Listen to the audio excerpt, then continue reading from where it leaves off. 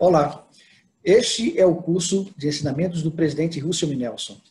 Você não pode participar da aula junto com os outros alunos na transmissão ao vivo, então você terá a oportunidade de fazer esta aula nesta modalidade e terá a oportunidade de passar por muito do que nós vimos na aula regular. Para uma melhor experiência, peço para que você inicie com uma oração pessoal e sempre que for pedido para fazer algo, que você pause o vídeo e faça aquilo que está sendo pedido, para que o seu estudo ele possa ser proveitoso, que o Espírito possa auxiliar você a ter uma experiência poderosa, uma experiência que vai elevar o seu espírito, fortalecer o seu testemunho, seguindo os ensinamentos do Salvador, Jesus Cristo. Vamos lá? Muito bem, você já deve ter feito a sua oração, pedindo ao Senhor que lhe conduza nesse estudo, desse curso, nessa lição que é a lição número 1. O objetivo desse curso é que nós possamos ser levados a Jesus Cristo através dos ensinamentos de nosso profeta vivo. Na aula de hoje, nós vamos iniciar esse nosso estudo ponderando uma escritura que nos mostra, ou que nos ajuda a compreender qual é o papel deste personagem na estrutura da Igreja de Cristo, que são os profetas. Lá no livro de Efésios, capítulo 4, versículos 11 ao 15, Paulo ele nos ensina a respeito da estrutura da Igreja de Cristo. E nós vimos lá no versículo 11 que o Salvador, ao estruturar, ao estabelecer a sua igreja, ele chamou, como Paulo diz, ele mesmo, Cristo, deu uns para apóstolos e outros para profetas e outros para evangelistas e outros para pastores e mestres. Os profetas estão aí nessa estrutura da igreja de Cristo. Nos versículos seguintes, nos versículos 12 ao 15, Paulo ele descreve qual é o objetivo ou o papel do profeta na Igreja de Cristo. Nós podemos partir da seguinte pergunta: por que a Igreja de Cristo precisa de um profeta? Eu gostaria de convidar você agora a ler esses versículos do livro de Efésios e que você possa ponderar essa pergunta: por que é necessário que a Igreja de Cristo tenha um profeta? Analise cada versículo e observe qual é a função do profeta nessa estrutura e como que cada uma dessas funções, elas realmente se cumprem no ministério deles, ou dele, do presidente Nelson, hoje, na nossa vida. Ok? Observe como é importante que tenhamos esse líder para nos ajudar a alcançar cada um dos objetivos estabelecidos pelo Salvador ao estruturar a sua igreja. Ok? Dê uma pausa no vídeo agora, analise essas passagens com essa pergunta em mente: qual o papel do profeta e como esse seu papel se cumpre em nossa vida hoje. Depois eu quero convidar você a compartilhar o que você aprendeu desse estudo, dessa ponderação comigo. Manda para mim um áudio ou um escrito mesmo, lá através do WhatsApp ou do Telegram, ou de qualquer outra forma que você possa passar para mim. Ok? Hora da pausa e do estudo. Muito bem, espero que tenha sido uma experiência maravilhosa para você verificar como o profeta ele tem um papel assim primordial no plano de Deus, na Igreja de Cristo, para nos ajudar. O profeta, você pode ter identificado aí, tem um papel de nos ajudar a nos aperfeiçoar como santos nos últimos dias, a nos aproximarmos de Cristo, a nos tornarmos mais semelhantes a Ele. Lembrando que o profeta, como diz lá no versículo 15, ele faz tudo isso seguindo a orientação daquele que é o cabeça, Cristo. A igreja não é a igreja do profeta nem de qualquer outro homem, mas quem dirige essa igreja é o próprio Salvador Jesus Cristo. profeta é o seu porta-voz, é o homem autorizado a falar, a agir e a dirigir os negócios do reino, ou os negócios de Cristo aqui na terra. Muito bem. Outro ponto importante é lembrar que, como está descrito no versículo 11, foi ele, Cristo, quem chamou os profetas. Como o presidente Joseph Smith nos ensinou, nessa citação, ele nos disse: mas como os apóstolos, profetas, pastores, mestres e evangelistas foram escolhidos? Por profecia, revelação e imposição de mãos, por meio de uma comunicação divina e uma ordem determinada por Deus, por meio do sacerdócio organizado de acordo com a ordem de Deus, por determinação divina. Não nos esqueçamos desse ponto. O presidente Russell M. Nelson, ele tem todos os direitos, porque ele foi chamado por Deus, ele foi chamado por Cristo, dentro desta ordem do sacerdócio estabelecida desde a restauração, quando o próprio Salvador apareceu ao profeta Joseph Smith. E através dos seus servos enviados, Pedro, Tiago e João, Joseph recebeu toda a autoridade e depois outros servos vieram e trouxeram todas as chaves. E essas chaves foram passando de um profeta para o outro até chegar ao presidente Nelson. Voltando para a escritura, lá de Efésios, e lembrando de tudo que você aprendeu ao estudá-la, como o profeta ele tem um papel importante na nossa vida, como isso chega até nós, como realmente o ministério deles nos abençoa. Eu gostaria de fazer uma outra pergunta, que eu gostaria que você ponderasse e respondesse, agora relacionada ao nosso profeta, ao presidente Russell M. Nelson. Compartilhe mais uma vez comigo, lá pelo WhatsApp, talvez por um áudio ou escrito. Em que momento da sua vida você se aproximou de Cristo, ou você foi abençoado, abençoada pelo ministério do presidente Nelson?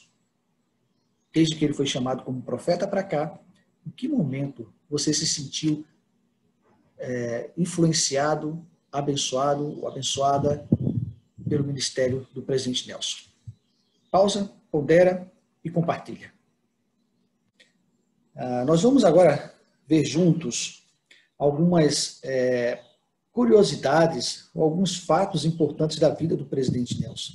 Nessa lição 1, vamos começar vendo, ou relembrando, talvez para você, alguns dos acontecimentos da vida do presidente Nelson. Essas informações nós retiramos de um artigo que foi escrito pelo presidente Dallin H. Oaks, na Liahona de maio de 2008, logo depois que o presidente Nelson foi chamado como profeta. Você pode encontrar esse artigo lá na página da igreja. O título é Presidente Russell M. Nelson, guiado, preparado, comprometido. É um encarte, que veio junto com a Liahona naquele mês. Lá você pode ter ele na íntegra. Eu trouxe para você aqui algumas informações interessantes para que nós possamos aprender com as experiências de vida do presidente Nelson. A sua própria vida traz-nos alguns exemplos edificantes que nós podemos aplicar na nossa própria vida. O presidente Oaks, falando a respeito do presidente Nelson, ele disse nesse artigo, ele diz o seguinte: à medida que o presidente Nelson lidera a igreja para o futuro, os santos dos últimos dias podem ter grande consolo em saber que ele os guiará de acordo com a vontade do céu. Abre aspas, declaro minha devoção a Deus, nosso Pai eterno, e a seu Filho Jesus Cristo, disse o presidente Nelson. Eu os conheço, eu os amo e me comprometo a servi-los e a vocês até o último momento de minha vida. Fecha aspas. Essa é uma declaração poderosa, o testemunho do presidente Oaks sobre o chamado do presidente Nelson e o próprio testemunho do presidente Nelson de que ele é um homem completamente devotado a Deus. Ouvindo as suas palavras, os seus conselhos, os seus ensinamentos, estaremos ouvindo as palavras, os conselhos e os ensinamentos do próprio Salvador. Confiemos nisso. E é com esse sentimento que nós vamos agora iniciar um estudo, né, uma lembrança de algumas passagens importantes da vida do presidente Nelson. O próprio Salvador, que cresceu graça por graça, preceito sobre preceito, um pouco aqui, um pouco ali, o presidente Nelson, ao longo dessa vida aqui na Terra, também cresceu graça por graça, obtendo aí um pouco aqui, um pouco ali, chegando a se tornar esse homem devotado a Deus que ele é hoje. Vamos então ver alguns pontos importantes da vida dele, baseado nesse artigo escrito pelo presidente Oaks. Eis aí algumas coisas interessantes da vida do presidente Nelson. O presidente Nelson nasceu no dia 9 de setembro de 1924, em Salt Lake City, Utah. Nesse mês de setembro de 2020, ele estará completando 96 anos de vida. Uma vida longa, mas uma vida repleta de aprendizado e de ensinamentos. Ele nasceu na época da Grande Depressão. Ele se lembra de pedir permissão para comer uma banana, um alimento dispendioso para o orçamento da família. Aos 10 anos, começou a trabalhar como office boy na agência de publicidade de seu pai. Adora jogar palavras cruzadas e esquiar é uma das suas atividades favoritas. Olhando para esse retrato do jovem Russell Nelson, o que nós podemos aprender? Gostaria que você ponderasse um pouco sobre o que esses fatos, né, tão simples de sua vida, como ele pode nos ensinar ou ensinar você. Por exemplo, sobre essa época da vida dele, o presidente Oaks compartilhou também o seguinte: durante sua infância, os pais eram membros menos ativos. A princípio, o jovem Russell não se interessava pela igreja, preferindo jogar bola com os amigos. Mas quando fez 16 anos, seu coração começou a ser receptivo às verdades do Evangelho. E ele e seus irmãos foram batizados. Anos mais tarde, devido ao exemplo e à persuasão dos filhos, os pais da família Nelson voltaram à atividade. Vendo essa experiência da vida do presidente Nelson, praticamente um converso, né, batizado aos 16 anos de idade, filho de pais que eram inativos na igreja, e vendo o que ele se tornou hoje, o que você aprende? Que mensagem essas passagens, essas experiências da vida do presidente Nelson traz para você? Pondera um pouco. Muito bem, na sua ponderação, você pode ter recebido mensagens das mais diversas do Espírito. Talvez você tenha sentido que, como você, o presidente Nelson, ele foi uma pessoa normal. Alguém que teve que crescer desde pequeno, aprendendo as verdades e se apegando a elas. Talvez você possa também ter sido inspirada a pensar: eu também consigo, eu tenho meus desafios como ele também teve. E se ele conseguiu se apegar à barra de ferro e chegar a ser um homem tão devotado a Deus como ele é hoje, eu também consigo. Como o próprio Salvador ensinou, falando sobre sua vida, né, de que ele recebeu graça sobre graça, ele teve que crescer, ele teve que enfrentar os desafios da vida também. E como o Salvador, o presidente Nelson, talvez, ouvindo essas passagens de sua vida, nós podemos ouvir ele dizer assim: vem e segue-me. O Salvador diria: vem, segue-me, vem até mim. O presidente Nelson diria: vem, segue-me e vamos até ele juntos, junto para nos aproximarmos, nos tornarmos mais como Cristo. Mas eu gostaria também de fazer uma pergunta para você ponderar com respeito a essa situação do presidente Nelson. Seus pais eram inativos na igreja. Ele, depois de batizado, junto com seus irmãos, realizaram um trabalho com o auxílio do Senhor para que os seus pais retornassem à atividade. Ele fez isso dando um bom exemplo e usando de persuasão, com amor. Seus pais foram tocados e retornaram à atividade. Não sei se é a sua experiência, mas talvez você tenha pessoas na sua casa, na sua família, que estejam inativos na igreja. Ou que talvez nem tenham se batizado ainda na igreja. E que você certamente tem um desejo que eles estejam juntos com você no Evangelho de Cristo. Talvez pessoas próximas, amigos, amigas que você preza tanto na sua ala ou em outro lugar que você conheça, que talvez esteja fraco no Evangelho, tenha perdido a fé, a esperança, ou até mesmo esteja completamente inativo do Evangelho de Cristo. Pondera, o que você pode fazer para auxiliar essas pessoas a voltarem à atividade? Que recursos você tem à sua disposição para poder realizar um trabalho com paciência, com fé, para resgatar esses irmãos e irmãs queridos? Faz uma pausa no vídeo, pondera um pouco, pense em alguém específico, pense em uma ação que você poderia fazer hoje para trazer um pouco de fé e de esperança para essa pessoa, com muito amor, persuadindo-os a retornarem à atividade. Pode fazer isso agora? Pausa o vídeo. Muito bem. Espero que você tenha apreciado essa oportunidade de pensar em alguém que você tanto ama e ajudá-lo a voltar à atividade da igreja. Eis algumas outras curiosidades sobre a vida do presidente Nelson. Ele obteve o seu bacharelado em 1945 e graduação em medicina pela Universidade de Utah em 1947, aos 22 anos de idade. Em 1954, concluiu o doutorado em cirurgia pela Universidade de Minnesota. Realizou a primeira cirurgia cardíaca de peito aberto, bem-sucedida em Utah, em 1955, utilizando um aparelho de circulação extracorpórea que ele ajudou a desenvolver.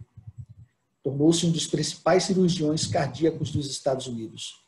Só no ano de 1983, realizou 360 cirurgias, quase uma por dia. Realizou uma cirurgia cardíaca de peito aberto no presidente Spencer W. Kimball, na época um profeta de Deus. Olhando sobre essa característica, né, sobre esse ponto da vida do presidente Nelson, sabemos que ele se tornou um grande cirurgião cardíaco, na verdade, uma referência na medicina. Ele ajudou a desenvolver esse aparelho de circulação extracorpórea, que foi uma revolução nas cirurgias cardíacas no mundo.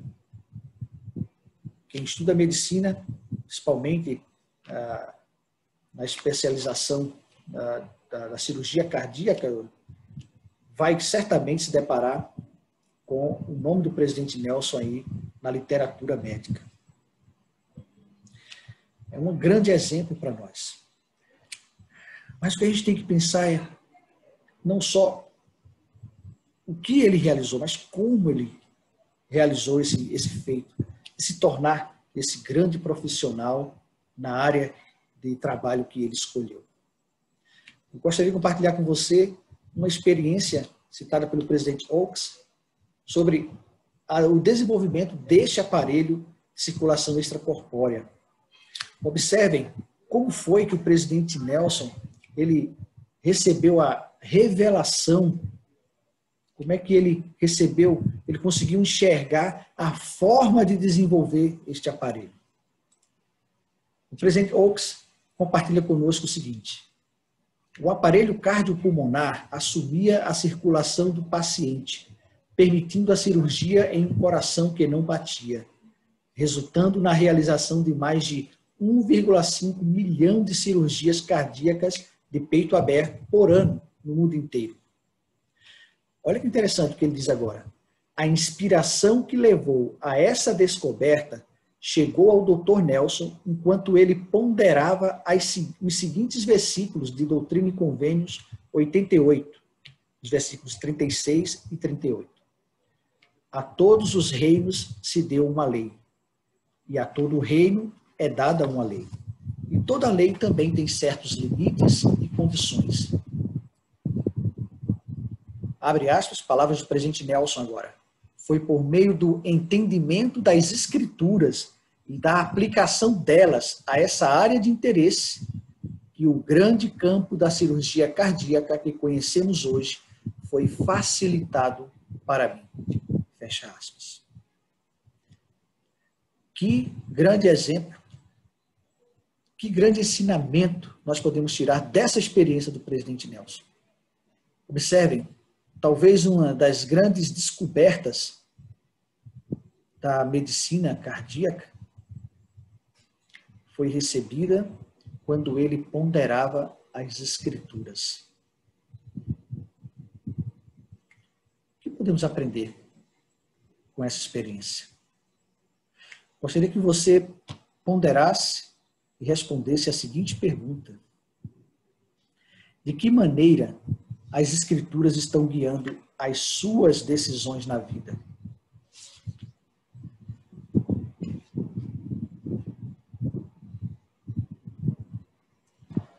De novo, de que maneira as escrituras estão guiando as suas decisões na vida? Como o estudo e a ponderação das escrituras tem sido uma influência nas decisões diárias da sua vida?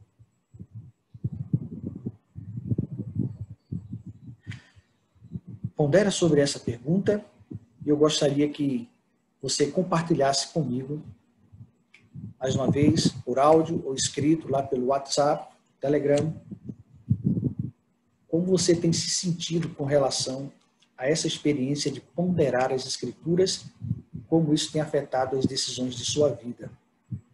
Se você desejar, gostaria que você compartilhasse uma experiência com as escrituras, uma forma de como as escrituras abençoam a sua vida em determinado ponto ou decisão que você teve que tomar.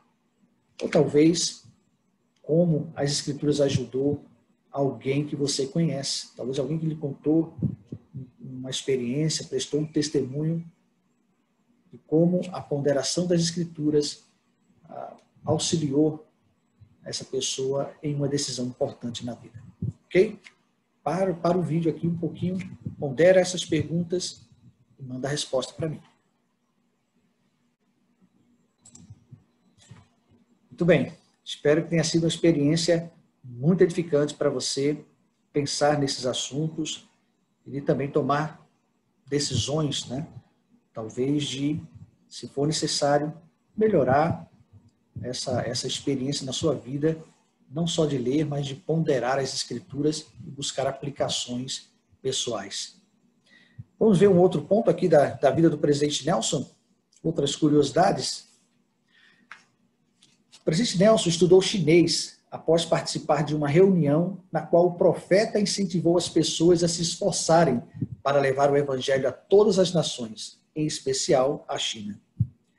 Foi chamado apóstolo no dia 7 de abril de 1984.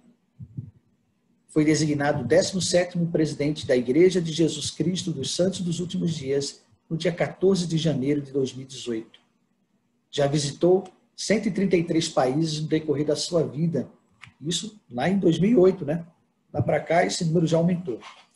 Serviu por um período de 2 anos como médico nas Forças Armadas durante a Guerra da Coreia e visitou todas as unidades de hospitais móveis na Coreia e hospitais de campanha. Esse grande desejo de ajudar, de ser um alívio, né, para aquelas pessoas que padeciam em circunstâncias tão difíceis como uma guerra. Falando sobre esse aspecto da vida do presidente Nelson, né, do estudo, de buscar obter conhecimento não só na área dele médica, mas outros conhecimentos, o presidente Oaks fez o seguinte comentário: Para auxiliá-lo no ensino, ele estudou vários idiomas, inclusive francês, português, alemão, russo e espanhol. Após participar de uma reunião na qual o presidente Spencer W. Kimball, que era o profeta, aconselhou a congregação a aprender chinês, o Dr. Nelson e sua esposa, Denzel, imediatamente começaram a estudar mandarim. Sua influência nesse idioma permitiu que trabalhasse mais de perto com a comunidade médica da China, onde fez palestras e realizou cirurgias, salvando a vida de um dos heróis nacionais da China. A gente sabe, né, que graças a esse bom relacionamento com o povo chinês, a igreja, o evangelho, né, ele tem uma abertura naquele país que nenhuma outra denominação tem. Ficamos muito surpresos quando na última conferência o presidente Nelson anunciou um templo na China continental, algo impensável há alguns anos atrás. Gostaria que vocês ponderassem este aspecto da preparação para a vida. Qual é o nível de importância que tem os estudos na sua vida? Por que a igreja incentiva tanto o estudo secular? Qual o motivo da igreja, dos servos de Deus, se preocuparem tanto para que cada membro da igreja se desenvolva na área secular, se desenvolva nos seus estudos, numa profissão, que realmente desenvolva as suas capacidades e habilidades? Deve ter um propósito para isso. Gostaria que você fizesse uma pausa agora e abrisse lá no livro de Doutrina e Convênios, na seção 88, dos versículos 78 a 80. Tem uma pausa e leia esses versículos. Repetindo, Doutrina e Convênios 88, do versículo 78 a 80. Muito bem, ao ler esses versículos, você deve ter observado, no versículo 78, o Senhor incentiva todos os membros a se prepararem e buscarem conhecimento, ser instruído, principalmente no conhecimento das verdades do Evangelho. No versículo 79, nós vemos aí o Senhor falando que nós precisamos ampliar esse tipo de conhecimento, buscar o conhecimento em todas as áreas de interesse e daquilo, como ele diz lá no final do 78, daquilo que é pertinente ao reino de Deus e que... Muito bem, então você deve ter visto aí, no versículo 78, o Senhor, ele nos pedindo para que obtenhamos um conhecimento, sejamos instruídos mais perfeitamente em teoria, em princípio, em doutrina, na lei do Evangelho e em todas as coisas pertinentes ao reino de Deus que vos convém compreender. O versículo 79, ele amplia essa visão de que não é somente a doutrina ou o conhecimento do Evangelho, mas que nós devemos ampliar o nosso estudo, o nosso conhecimento nas várias áreas do estudo secular. E no 80, ele diz o porquê. Por que nós precisamos estar preparados em doutrina, no conhecimento do Evangelho e também no estudo secular. Ele diz, para que estejais preparados em todas as coisas, quando eu vos enviar outra vez, para magnificardes o chamado com o qual vos chamei e a missão com a qual vos comissionei. Gostaria de convidá-los a pensar sobre isso que o Senhor acaba de falar na seção 88. Como você está se preparando para as missões e as designações que você recebeu de Deus? Não só agora, mas os chamados, as designações que você recebeu desde antes da fundação do mundo. As missões, por exemplo, para ser pai, mãe, marido, mulher, para ser um líder, uma líder, para guiar, para inspirar, para ajudar pessoas, através da persuasão, a seguirem a Cristo. Temos missões importantes a realizar nessa vida. e a preparação, tanto no conhecimento do Evangelho como no conhecimento secular, eles são essenciais. O próprio profeta, o presidente Nelson, exemplifica com essa experiência de sua vida. Gostaria de convidá-los a ponderar e pensar sobre esse aspecto da sua vida. Que nível de importância tem um estudo secular na sua vida? Quais são os recursos que a igreja disponibiliza para ajudá-los? Pensa sobre isso. Anota. Se você não sabe, procura saber o que é o Pathway, por exemplo, o English Connect, para ajudá-lo a aprender inglês, Fundo Perpétuo de Educação, Centros de Autossuficiência. Porque toda essa estrutura para lhe ajudar tem um motivo. Acabamos de ver. Onde você está agora? Onde você quer chegar? Comece de onde você está. Decida hoje, faça um plano para os próximos anos, de onde você quer chegar em termos de conhecimento e preparação secular. Faça metas e decida-se hoje a estar mais preparado, mais preparada para as missões que o Senhor tem estabelecido, ou designado, ou comissionado você a realizar nesta vida. Muito bem. Outras informações interessantes aqui da vida dele para a gente encerrar. O presidente Nelson tem ouvido absoluto e participou de musicais quando jovem. Casou-se com Denzel White em 31 de agosto de 1945 no Templo de Salt Lake. Denzel faleceu no dia 12 de fevereiro de 2005. Ele então casou-se com Wendy Watson no dia 6 de abril de 2006, no Templo de Salt Lake. Tem 10 filhos, 57 netos, 118 bisnetos. Isso em 2008. Pode ser que hoje esse número tenha crescido, né? Pelo menos de netos e bisnetos. Falando sobre a família, né? Sobre casamento, família, o presidente Oaks disse o seguinte: enquanto Russell estava se esforçando para se formar na faculdade, seu talento musical o levou a unir-se ao elenco de um musical na universidade. A cantora principal era Denzel White. Ela cativou-lhe os ouvidos e os olhos. Casaram-se pouco depois de ele se formar, em 1945. O que a gente pode aprender com essa passagem, né, importante da vida do presidente Nelson? Que importância tem um casamento na vida dele? O que é que ele entende do plano de salvação e da importância do casamento nesse plano? Observe um detalhe que ele casou-se logo após se formar, em 1945. Universitário, melhor, um recém-formado, iniciando a vida, mas iniciou-a junto com uma companheira eterna. Gostaria de fazer umas perguntas para que a gente possa ponderar, né? Que você possa ponderar nessa aula. Se o seu plano atual para o casamento fosse escrito em uma partitura, teria mais notas altas ou mais notas baixas a serem tocadas? Qual é a sua prioridade neste assunto, casamento, neste momento? Por que será que os profetas eles falam tanto a respeito desse assunto aos jovens adultos da igreja? Gostaria de convidá-la